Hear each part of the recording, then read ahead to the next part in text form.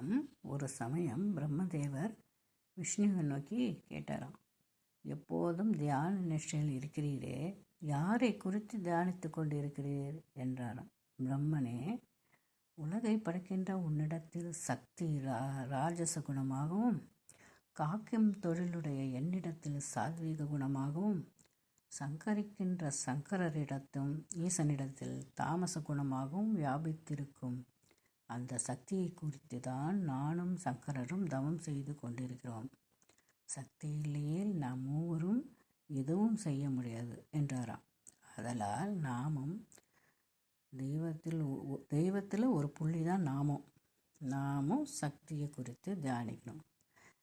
நம்மளுக்கு எதிரில் இருக்கிற ஒரு டம்ளரில் தண்ணி இருந்ததுன்னா, நமக்கு சக்தி இல்லைன்னா அந்த டம்ளர் தண்ணியை கூட எடுத்து நம்மளால் குடிக்க முடியாது, நடக்க முடியாது, துவண்டு விழுந்துருவோம்.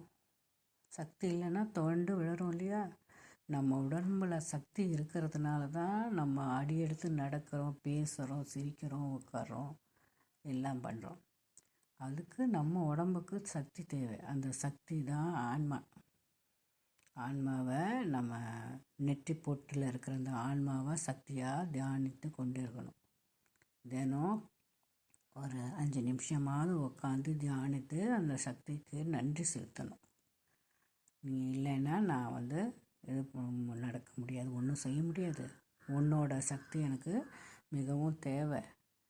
உனக்கு கோடி நன்றின்னு நம்ம தினம் தியானம் பண்ணுறது அதுக்காகத்தான்.